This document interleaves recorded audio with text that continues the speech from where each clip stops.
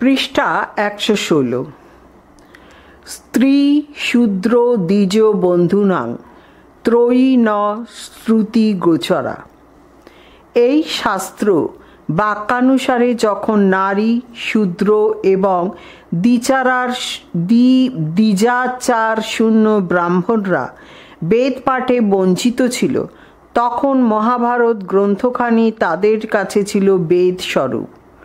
ধর্মীয় বিধি নিষেধ অতিক্রম করে সর্বাধিকার প্রদান করেছিল মহাভারত। তাই একে পঞ্চম বেদ নামেও আখ্যা দেওয়া হয়েছিল। এই গ্রন্থে ধর্মনীতি, রাজনীতি, দর্শন, বিজ্ঞান, অর্থশাস্ত্র সমস্তই সর্বজনীন স্বীকৃতি লাভ করে। তাই বলা হয়েছে অর্থশাস্ত্র মিদং প্রোক্তং ধর্মশাস্ত্র মিদং মহৎ, কাম শাস্ত্র মিদং প্রোক্তং ব্যাসেনা মিত বুদ্ধিনা। ব্র্যাকেটে আদি পর্ব 2.383। মহাভারত অন্যভাবেও সমাজকে প্রভাবিত করেছে। বাংলার সাধারণ জনজীবনে মহাভারতের কাহিনী ও চরিত্রগুলি থেকে বহু প্রবাদ বাক্যের সৃষ্টি হয়েছে, যেমন ভীষ্মের প্রতিজ্ঞা, বিদুরের খুদ, ধর্মপুত্র যুধিষ্ঠির, দাতা কর্ণ, শকুনি মামা, কৃষ্ণের কলকাঠি প্রভৃতি। বিংশ শতাব্দীতে দূরদর্শনের মাধ্যমে মহাভারতের চলচ্চিত্রায়ন ভারতের জনমানসে সাড়া ফেলেছে। মহাভারত আজও বাংলার রঙ্গমঞ্চে কাহিনীর অফুরন্ত ভাণ্ডার রূপে প্রমাণিত। মহাভারতের মধ্যে ভীষ্ম পর্বের অন্তর্গত যে গীতা শাস্ত্র, তা ভারতীয় সংস্কৃতিতে গভীর প্রভাব ফেলেছে। গীতার জ্ঞান, কর্ম ও ভক্তি যোগকে ভারতীয় সংস্কৃতির এক অন্যতম উৎসস্থল বলা যেতে পারে। ভারতবর্ষের জাতীয় জীবনের প্রতিটি স্তরে এই সংস্কৃতিরই প্রতিফলন ঘটেছে। গীতার নিষ্কাম কর্মের কথা আমাদের কর্মজীবনের আদর্শ। বিভিন্ন সমাজ সংগঠনগুলি তাদের যে নিজস্ব সংস্কৃতির কথা প্রচার করে, তা এই গীতার জ্ঞান, কর্ম ও ভক্তিযোগে সংস্কৃতির নামান্তর মাত্র। সাহিত্যে মহাভারতের প্রভাব। ভারতীয় সাহিত্যে মহাভারতের প্রভাব এক কথায় অপরিসীম। মূল আখ্যান ও অজস্র উপাখ্যানের ভাণ্ডারস্বরূপ মহাকাব্যটি অসংখ্য কবি ও লেখককে বিচিত্র উপাদান জুগিয়েছে এবং আজও জুগিয়ে চলেছে। মহাকবি ভাসের 13টি নাটকের মধ্যে 6টি ব্র্যাকেটে পঞ্চরাত্র, দূত বাক্য, দূত ঘটোৎকচ, মধ্যম ব্যয়ক, কর্ণভার, উরুভঙ্গ নাটকের উপাদান মহাভারত থেকে নেওয়া হয়েছে। মহাকবি কালিদাসের বিক্রমোর্বশীয় ও অভিজ্ঞান শকুন্তলম নাটক, ভারবী রচিত কিরাতার্জুনীয় মহাকাব্য, মাঘের শিশুপাল বধ মহাকাব্য, কাশ্মীরি কবি ক্ষেমেন্দ্রের ভারতমঞ্জরি, শ্রীহর্ষের নৈষধ চরিত মহাকাব্য, ভট্টনারায়ণের বেণী সংহার নাটক, ত্রিবিক্রম ভট্টের নল চম্পু প্রভৃতির মহাভারতের কাহিনীকেই উপজীব্য করে রচিত। ভারতীয় স্মৃতিশাস্ত্রকারগণ, ধর্মশাস্ত্রকারগণ, অর্থশাস্ত্রকারগণ, কামশাস্ত্রকারগণ মহাভারতের বচন উদ্ধৃত করে নিজ নিজ শাস্ত্রকে সমৃদ্ধ করে তুলেছেন। নব্য ভারতীয় ভাষাতে মহাভারতের প্রভাব পরিমাপ করা এক কথায় অসাধ্য। মহাভারতের গীতা অংশকে অবলম্বন করে মারাঠিতে জ্ঞানেশ্বরী ব্যাখ্যা, গান্ধীজির ভাষ্য, শ্রী অরবিন্দের ব্যাখ্যা সর্বাপেক্ষা উল্লেখযোগ্য। বাংলায় সম্পূর্ণ মহাভারতের পদ্যানুবাদ করেন কাশিরাম দাস। মহাভারতের কালীপ্রসন্ন সিংহের গদ্যানুবাদও বাঙালি সমাজে বহুল প্রচলিত। কবিগুরু রবীন্দ্রনাথ ঠাকুরের অনবদ্র সৃষ্টিদ্বয় গান্ধারীর আবেদন ও কর্ণ-কুন্তী সংবাদের পটভূমি মহাভারতকেই আশ্রয় করে রচিত হয়েছে। এছাড়াও মাইকেল মধুসূদন দত্তের বীরাঙ্গনা কাব্য ও শর্মিষ্ঠা নাটক, হেমচন্দ্রের বৃত্ত সংহার কাব্য, গিরিশচন্দ্র ঘোষের পাণ্ডব বিজয়, পাণ্ডবের অজ্ঞাতবাস, জনা প্রভৃতি নাটক, নবীনচন্দ্র সেনের রৈবতক, কুরুক্ষেত্র, প্রভাস মহাকাব্যত্রয় প্রভৃতি উল্লেখযোগ্য।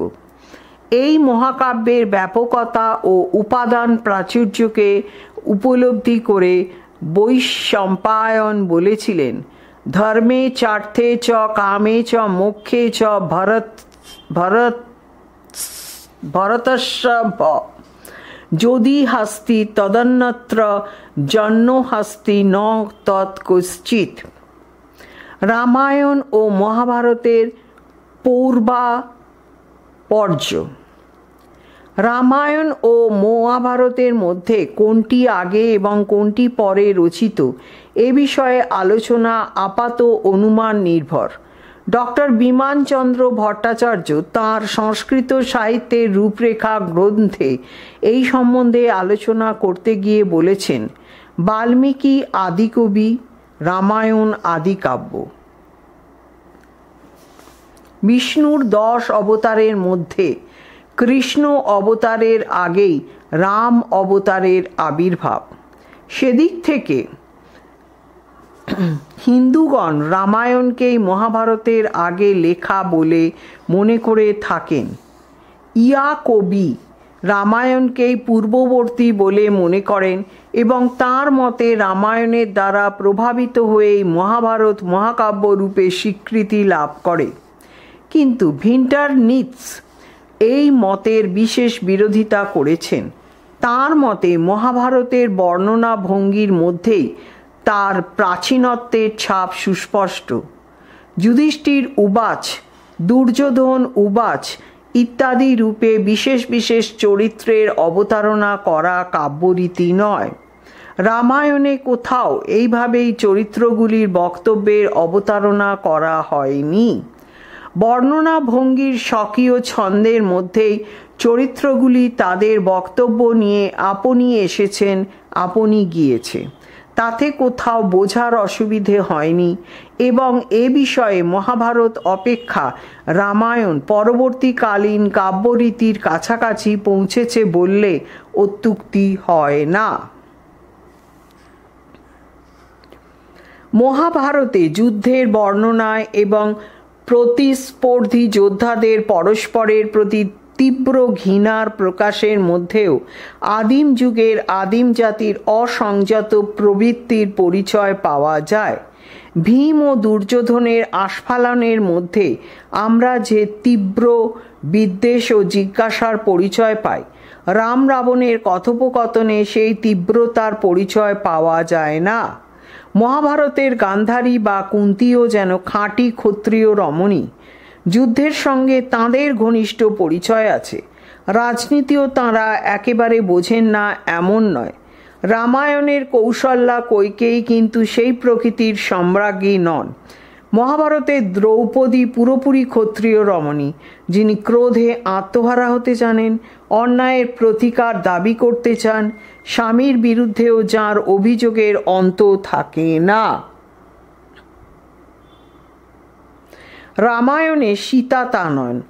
এই বৈসাদৃশ্যের কারণ সম্পর্কে ডক্টর বিমানচন্দ্র ভট্টাচার্য দুরকম অনুমানের কথাই বলেছেন। হয় মহাভারত যে যুগের, রামায়ণ তা অপেক্ষা পরবর্তী যুগের।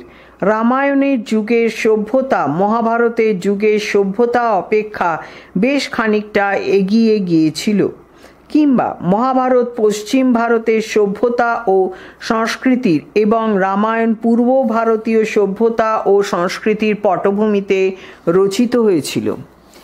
এই দুই মহাকাব্যের রচনার মধ্যে সময়ের ব্যবধান কিছু নয়, শুধু ভারতবর্ষেরই দুই বিভিন্ন অঞ্চলে প্রচলিত সভ্যতা ও সংস্কৃতির নিদর্শনই এরা বহন করছে। পৃষ্ঠা 117। তবে লোক প্রসিদ্ধি ও অধিকাংশ পণ্ডিতগণের মতে রামায়ণ গ্রন্থটি মহাভারতের পূর্ববর্তী। রামায়ণের পূর্বকালীন হওয়ার প্রমাণ হিসেবে কতকগুলি যুক্তি বিশেষভাবে উল্লেখযোগ্য। 1. লোক প্রসিদ্ধি অনুসারে বাল্মীকি আদি কবি এবং রামায়ণ আদি কাব্য। কালিদাস তাঁর রঘুবংশ এ রামায়ণকে কবি প্রথম পদ্ধতি আখ্যায় ভূষিত করেছেন, সুতরাং রামায়ণ প্রথম মহাকাব্য। 2. ঐতিহ্য অনুসারে রামায়ণের নায়ক রাম ত্রেতা যুগের এবং রামায়ণ গ্রন্থে সেই যুগের ইতিহাস বর্ণনা করা হয়েছে। অপরপক্ষে মহাভারতে শ্রীকৃষ্ণ দাপর যুগের এবং এই গ্রন্থে দাপর যুগের ইতিহাস বর্ণনা করা হয়েছে। এই হিসেবে রামায়ণ মহাভারতের পূর্ববর্তী হয়ে যায়। 3. মহাভারতের বনপর্বে রামোপাখ্যান বর্ণনা করা হয়েছে। এই ঘটনা বাল্মীকি প্রণীত রামায়ণের সুস্পষ্ট পরিচয় বহন করে। এছাড়াও মহাভারতে দ্রোণ পর্ব, শান্তি পর্ব ও হরিবংশে রামোপাখ্যানের উল্লেখ আছে। পক্ষান্তরে রামায়ণে মহাভারতের কোনো সংকেত নেই। এর দ্বারা রামায়ণকে অবশ্যই মহাভারতের পূর্ববর্তী বলতে হয়। 4. বাল্মীকি ঋষির নাম মহাভারতে একাধিকবার দেখা যায়। এ থেকে মহাভারতের পরবর্তীতাই প্রমাণিত হয়। 5. রামায়ণের ঘটনাবলী অরণ্যকেন্দ্রিক, অনাড়ম্বর ও সরল, কিন্তু মহাভারতের ঘটনাসমূহ অনেক বেশি জটিল। সেখানে নগরকেন্দ্রিক সভ্যতার ছাপ স্পষ্ট। অতএব মহাভারতের তুলনায় রামায়ণ প্রাচীন বলেই অনুমান করা হয়। 6. রামায়ণের ঘটনা পরম্পরার মধ্যে বরাবরই একটি অলৌকিকতার ছাপ আছে, যেমন বানর সৈন্য দ্বারা সেতুবন্ধন, দশানন রাবণের কল্পনা প্রভৃতি। পক্ষান্তরে মহাভারতের সমস্ত চরিত্রই মানুষ, সেখানে কোনো অসংযত কল্পনা নেই। এর থেকে মনে হয় যে মহাভারতের তুলনায় রামায়ণই পূর্বকালীন। সুতরাং উক্ত যুক্তিগুলির ভিত্তিতে মহাভারত অপেক্ষা রামায়ণকেই পূর্ববর্তী বলে মনে করা যায়।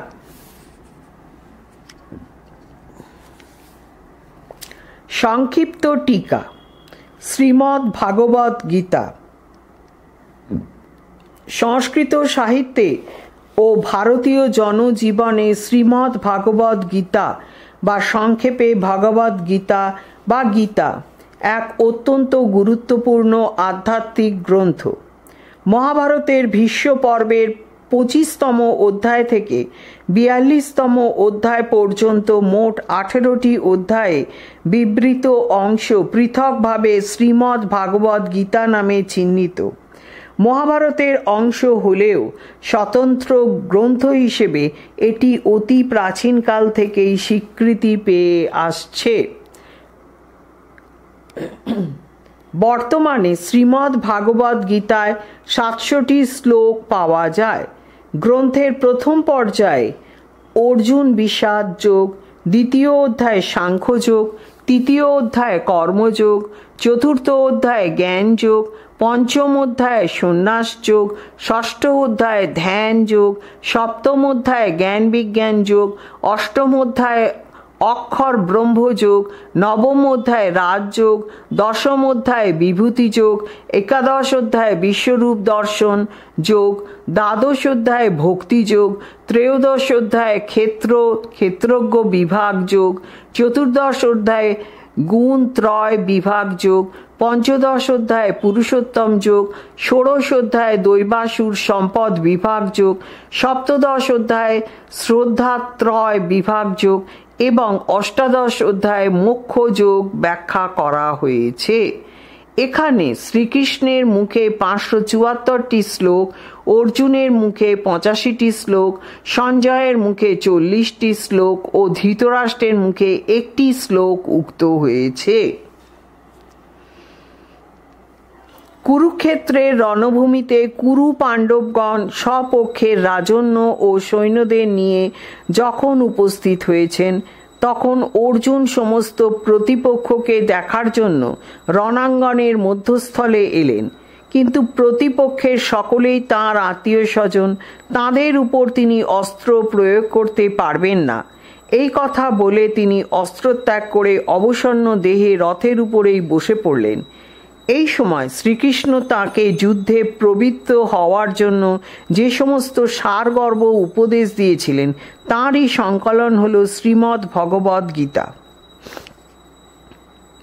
উৎকৃষ্ট দার্শনিক তত্ত্ব সমন্বিত গ্রন্থ হিসেবে গীতা অতুলনীয়। বিশেষত সাংখ্য ও যোগ দর্শনের মহামূল্য বাণী গীতার মধ্যে বিধৃত।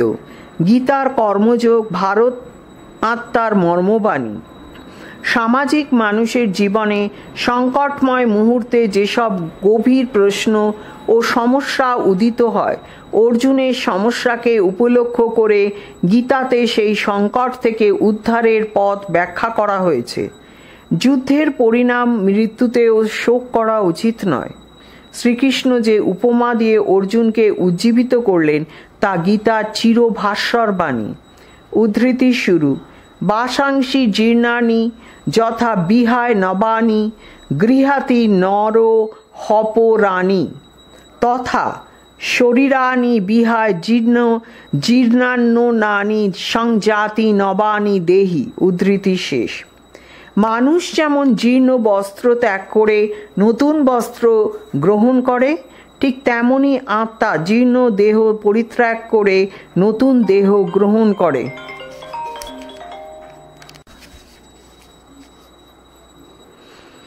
কর্মফল নাশ করার উপায় সম্বন্ধে গীতার বাণী। জ্ঞানাগ্নি সর্বকর্মাণি ভস্মসাৎ কুরুতেহ জুন। জ্ঞানরূপ অগ্নিতে সমস্ত কর্মফল নাশ হয়ে যায়, আর তিনি জ্ঞান লাভের অধিকারী, যিনি শ্রদ্ধাবান। এই কথাই গীতার বাণীতে উচ্চারিত হয়েছে। উদ্ধৃতি শুরু। শ্রদ্ধা বালুভ্যতে জ্ঞানং তৎপর সংযতেন্দ্রিয় জ্ঞানং লব্ধবা পরাঃ শান্তি মোচিরেনা ধি গচ্ছতি। উদ্ধৃতি শেষ। অসংখ্য ভাষ্য, টিকা, ব্যাখ্যা, বিবৃতি গীতার প্রাধান্য ও মহত্বের প্রমাণ।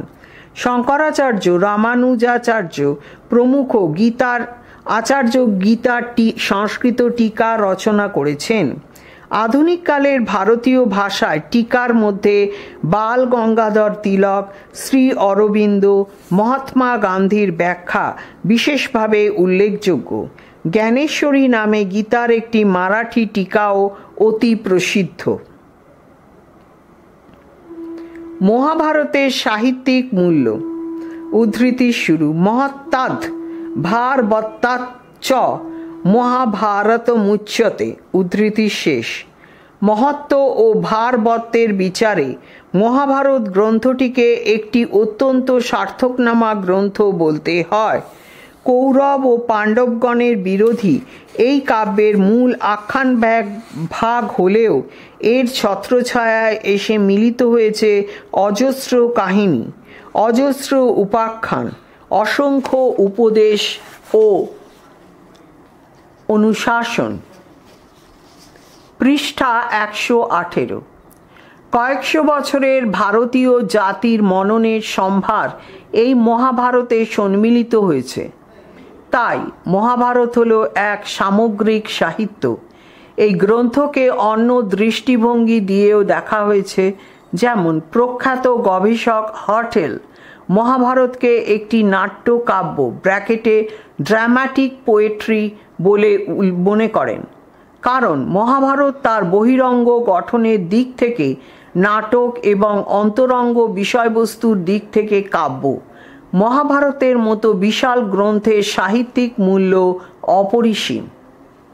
প্রথমত, অজস্র আখ্যান উপাখ্যানের ভাণ্ডারস্বরূপ এই মহাভারত গ্রন্থটি যুগে যুগে অসংখ্য কবি ও লেখককে বিচিত্র উপাদান জুগিয়ে চলেছে।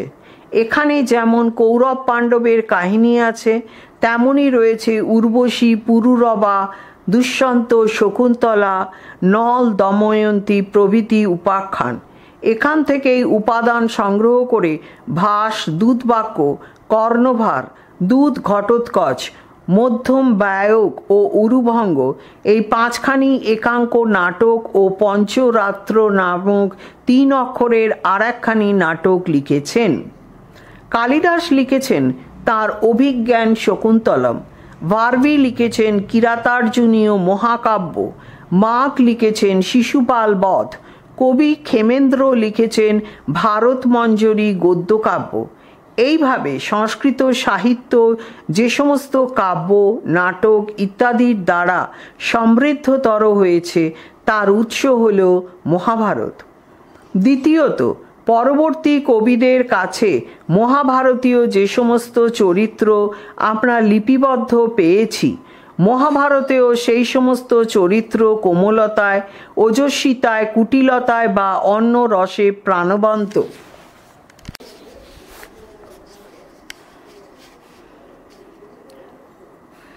যেমন বন পর্বে (12 অধ্যায়) দ্রৌপদীর ক্ষোভে দুঃখে বিধুর মূর্তিটির দিকে তাকানো যায়।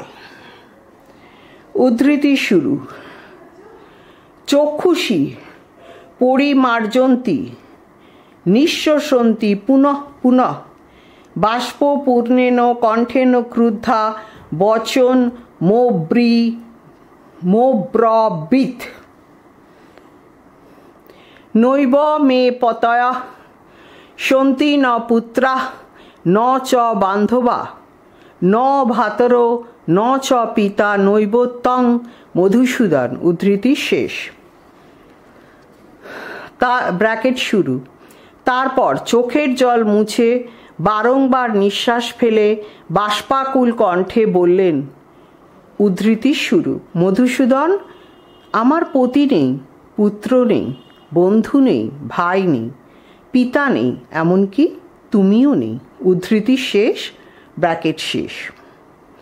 উদ্যোগ পর্বে ব্র্যাকেটে 146 অধ্যায়ে কুন্তির কাছে কর্ণের যে গভীর ক্ষোভ ও মনোব্যথা প্রকাশ পেয়েছে তা মর্মস্পর্শী। এরকম আরও অনেক মর্মস্পর্শী উক্তি মহাভারতের মধ্যে সর্বত্র ছড়িয়ে আছে। কোনোটি বীররসে সিঞ্চিত, কোনোটি আবার করুণ রসে, কোনোটি আবার অন্য কোনো রসে। তৃতীয়ত, ঋতু বর্ণনা যা প্রাচীন সাহিত্যের একটি গুরুত্বপূর্ণ অঙ্গ, সেটি মহাভারতে যদিও সুলভ নয়, তাহলেও যা পাওয়া যায় সেটিতে কবির প্রতিভার স্পর্শ সুস্পষ্ট। যেমন বর্ষা বর্ণনায় ব্র্যাকেটে বন পর্ব 182। উদ্ধৃতি শুরু। ক্রুদ্ধ তোয়া মহাবেগা শস্মানা ইবাসুগা সিন্ধব শোভয়াং চক্রুঃ কাননানি তপাহ তয়ে। উদ্ধৃতি শেষ। ব্র্যাকেট শুরু। বর্ষায় জলকে তোলপাড় করে মহাবেগে ধাবমান নদীগুলি যেন শাঁ শাঁ করে ছুটে চলা তীরের মতো।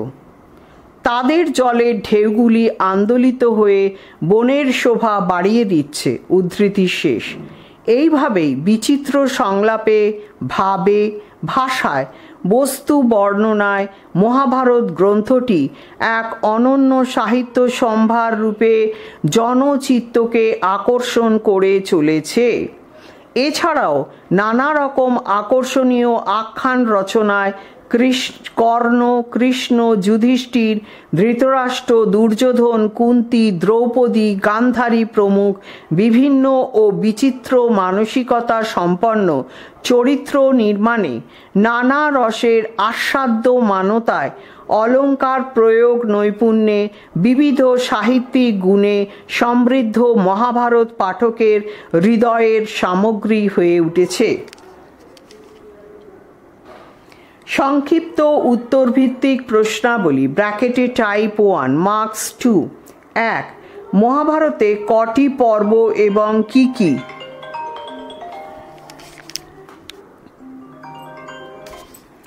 মহাভারতে 18টি পর্ব: আদি, সভা, বন, বিরাট, উদ্যোগ, ভীষ্ম, দ্রোণ, কর্ণ, শল্য, সৌপ্তিক, স্ত্রী, শান্তি, অনুশাসন, আশ্বমেধিক, আশ্রমবাসিক, মৌসল, মহাপ্রাস্থনিক এবং স্বর্গারোহণ পর্ব। 2, মহাভারতের বিভিন্ন নাম সম্বন্ধে যা জানো লেখো। মহাভারত বিভিন্ন নামে পরিচিত। উদ্ধৃতি শুরু: মহত্তাৎ ভার বচ্চাৎ মহাভারতমুচ্যতে। উদ্ধৃতি শেষ। এই বচন অনুসারে মহাভারত নামটি প্রসিদ্ধ হয়েছে। সংক্ষেপে একে ভারত সংহিতাও বলা হয়। এর আরেকটি নাম হলো জয় মহাকাব্য। এছাড়া মহাভারতকে শত সাহস্রী সংহিতা বলা হয়। শত সহস্র মানে লক্ষ।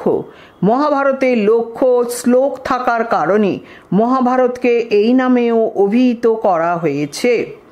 3, বৈয়াসিক মহাভারতের বিষয়বস্তু সংক্ষেপে বর্ণনা করো। হস্তিনাপুরের সিংহাসনের উত্তরাধিকার নিয়ে কৌরব ও পাণ্ডবদের মধ্যে যে বিদ্বেষ, হিংসা, যুদ্ধ এবং পরিণামে পাণ্ডবদের জয়, খুব সংক্ষেপে এই হলো বৈয়াসিক মহাভারতের বিষয়বস্তু। পাণ্ডবদের বড় ভাই যুধিষ্ঠির কৌরব বংশের প্রধান দুর্যোধনের মামা শকুনির কাছে পাশা খেলায় পরাজিত হলেন। সর্বস্ব হারিয়ে পণের কথা মতো পাণ্ডবরা 12 বছরের জন্য বনবাসী হলেন। আরও 1 বছরের জন্য অজ্ঞাতবাস করলেন। বনবাস থেকে ফিরে যুধিষ্ঠির অর্ধরাজ্য গ্রহণের প্রস্তাব দেন, কিন্তু দুর্যোধন বিনা যুদ্ধে সুচক্র মেদিনীও ছাড়বেন না বলে দেন। ফলে কুরুক্ষেত্রের মাঠে 18 দিন ধরে 2 দলের মধ্যে যুদ্ধ হয়। যুদ্ধের 18 দিনে দুর্যোধনের উরুভঙ্গ হয় এবং মৃত্যু ঘটে। 2 পক্ষেরই বহু রক্তপাত ও শোকের মধ্য দিয়ে যুধিষ্ঠির হস্তিনাপুরের সিংহাসনে বসেন। ভীষ্ম পর্বে কৃষ্ণের গীতা উপদেশ মহাভারতের সবচেয়ে উল্লেখযোগ্য ঘটনা। 8, মহাভারতকে শত সাহস্রী সংহিতা বলা হয় কেন? গবেষকগণ মনে করেন মহাভারত গ্রন্থের আকার প্রথম দিকে এত বৃহৎ ছিল না। কালে কালে বিভিন্ন সংযোজনের ফলে আস্তে আস্তে তা বৃহৎ আকার ধারণ করেছে। মহাভারতে বর্তমানে 1 লক্ষের মতো শ্লোক আছে। লক্ষ শব্দকে শত সহস্র বলা যায়, তাই মহাভারতকে শত সাহস্রী সংহিতা বলা হয়। 5, মহাভারতের ভীষ্ম পর্বের বিষয়বস্তু সংক্ষেপে বর্ণনা করো। মহাভারতে 18টি পর্ব আছে, তার মধ্যে ভীষ্ম পর্ব হলো 6ষ্ঠ পর্ব। এই পর্বে ভীষ্ম কৌরব পক্ষে সেনাপতি হয়েছেন এবং যুদ্ধ করেছেন। যুদ্ধ শুরুর আগে কৃষ্ণ অর্জুনকে বিশ্বরূপ দর্শন করিয়েছেন। যুদ্ধের 10ম দিনে ভীষ্মের শরশয্যায় শয়ন। শ্রীমদ্ ভাগবত গীতা মহাভারতের এই ভীষ্ম পর্বেই স্থান পেয়েছে। 6, মহাভারতের শান্তি পর্বের বিষয়বস্তু সংক্ষেপে বর্ণনা করো। মহাভারতের 18টি পর্ব আছে, তার মধ্যে ভীষ্ম পর্ব হলো 12শ পর্ব। এই পর্বে হস্তিনাপুরের যুধিষ্ঠিরের অভিষেক বর্ণিত হয়েছে। রাজা হওয়ার পর ভীষ্ম যুধিষ্ঠিরকে রাজধর্ম, আপ ধর্ম ও মোক্ষ ধর্ম বিষয়ে সুদীর্ঘ উপদেশ দিয়েছিলেন, তা এই পর্বে আছে। পৃষ্ঠা 119। 7, হরিবংশ কি? এর বিষয়বস্তু বর্ণনা করো। হরিবংশকে মহাভারতের খিল বলা হয়। খিল মানে সংযোজিত অংশ। বলা হয় মহাভারতে শ্রীকৃষ্ণের রাজনৈতিক জীবনের কার্যকলাপ বর্ণিত হয়েছে, কিন্তু তার যৌবনের কার্যকলাপের বিবরণ পাওয়া যায় না। হরিবংশে শ্রীকৃষ্ণের সেই বাল্যকাল ও যৌবনের কার্যকলাপের বিবরণ আছে। হরিবংশে 3টি পর্ব আছে: হরিবংশ পর্ব, বিষ্ণু পর্ব এবং ভবিষ্য পর্ব। 8, শ্রীমদ্ ভাগবত গীতা কি? এর শ্লোক সংখ্যা কত? কুরুক্ষেত্রে যুদ্ধ শুরুর ঠিক আগে শ্রীকৃষ্ণ যুদ্ধভূমিতে দাঁড়িয়ে অর্জুনকে কিছু উপদেশ দিয়েছিলেন। সেই উপদেশগুলি মহাভারতের ভীষ্ম পর্বে স্থান পেয়েছে এবং স্বতন্ত্র গ্রন্থরূপে শ্রীমদ্ ভাগবত গীতা নামে প্রসিদ্ধ হয়েছে। শ্রীমদ্ ভাগবত গীতাকে ভারতীয় আধ্যাত্মবাদের মর্মবাণী বলা হয়। এই গ্রন্থে 700টি শ্লোক আছে। মহাভারত অবলম্বনে রচিত দুটি ধ্রুপদী সংস্কৃত মহাকাব্যের নাম লেখো। মহাভারত অবলম্বনে রচিত দুটি ধ্রুপদী সংস্কৃত মহাকাব্য হল ভারবীর কিরাতার্জুনীয় এবং মাঘের শিশুপাল বধম। 10 মহাভারত অবলম্বনে রচিত দুটি সংস্কৃত নাটকের নাম লেখো। মহাভারত অবলম্বনে রচিত দুটি সংস্কৃত নাটক হল কালিদাসের অভিজ্ঞান শকুন্তলম এবং ভট্টনারায়ণের বেণী সংহারম। 11 মহাভারতের দুটি বিখ্যাত টিকা এবং তার টিকাকারের নাম লেখো। মহাভারতের দুটি বিখ্যাত টিকা হল নীলকণ্ঠ মিশ্রের ভারত কৌমুদী এবং হরিদাস সিদ্ধান্ত বাগীশের ভারত ভাব দীপক।